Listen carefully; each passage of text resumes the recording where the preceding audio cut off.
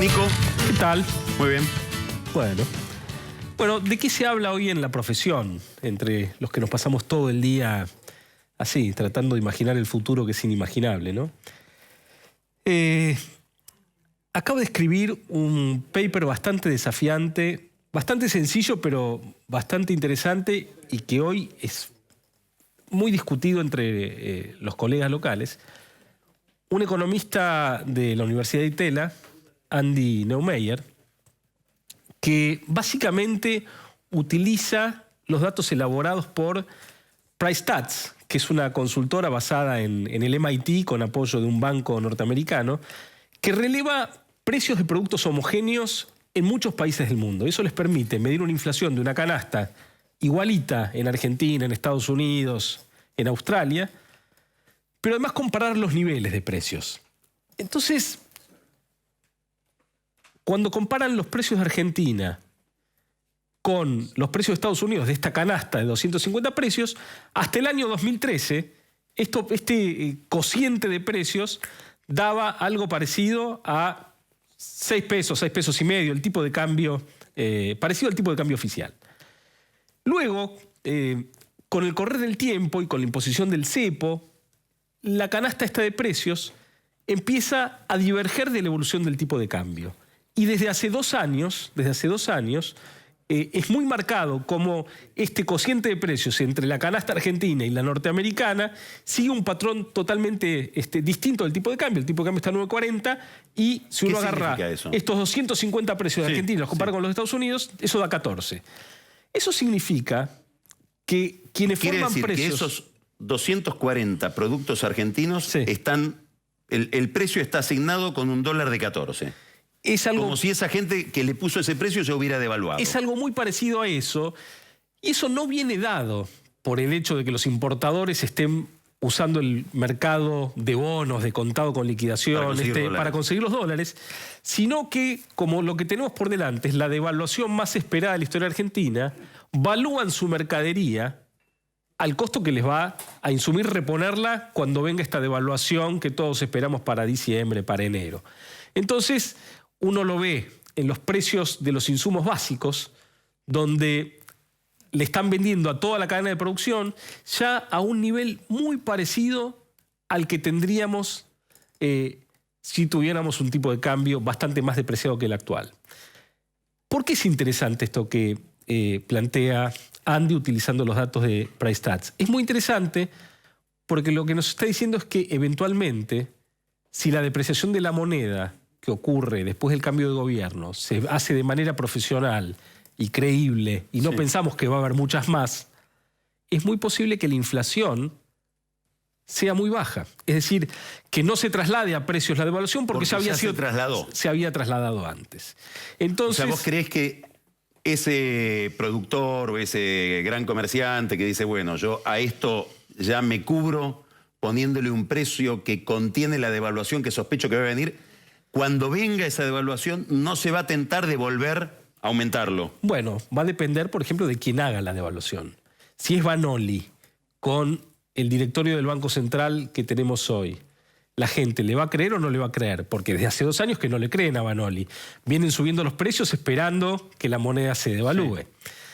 Ahora, si esto viene rodeado de un programa económico sólido, coherente, con un banquero central que maneje las expectativas, es muy probable que la inflación sea muy baja y plantea un dilema muy interesante porque si el gran costo de la devaluación es la inflación y su impacto sobre el consumo y sobre los salarios, y no lo voy a tener, y al alinear el tipo de cambio en su nivel adecuado puedo eliminar el cepo y puedo hacer que la economía vuelva a crecer, que las economías regionales florezcan y que la economía se normalice.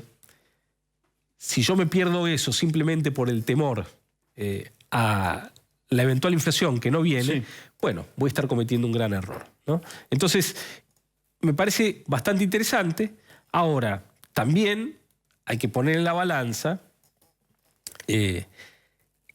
una probabilidad bastante alta de que el proceso que vivamos en algún momento del verano pueda ser menos ordenado que el que hace falta para tener... Ahora te quiero hacer una pregunta que me inspira este comentario que hiciste. Yo estoy viendo que tanto Scioli como Macri tiene una especie de fobia a decir que va a haber un gran ministro de Economía creíble, conocido, famoso, denso. Error.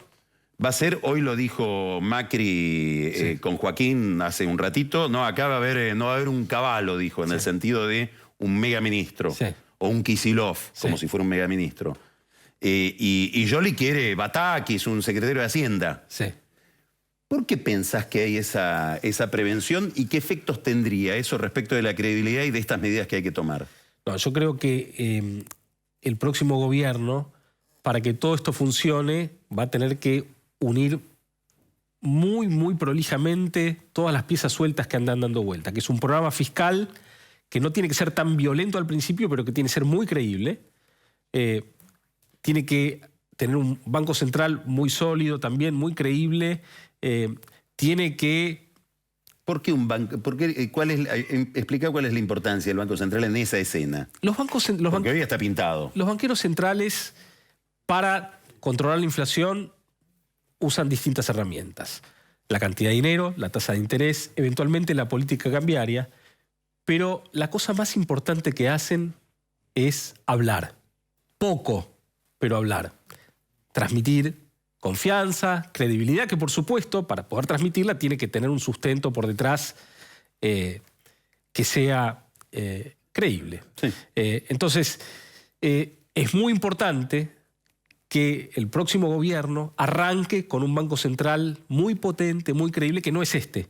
No es ni el presidente, ni el directorio, ni la línea gerencial, que yo te diría que hoy tiene un problemón, porque los gerentes del Banco Central, que son muy presurosos para aplicar la ley penal cambiaria ante infracciones menores del sector privado, hoy están violando la ley al no permitir operaciones permitidas, que no están prohibidas por la ley.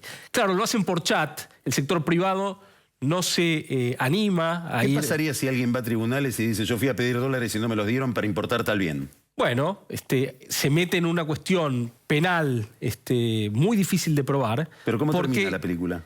Yo creo que la película termina en favor del sector privado en algún momento, pero a esto hay que dar una solución política para empezar, digamos. Última pregunta que te quiero hacer. Sí. Hay como una especie de vuelta olímpica de pagamos el bono en el gobierno, ¿no?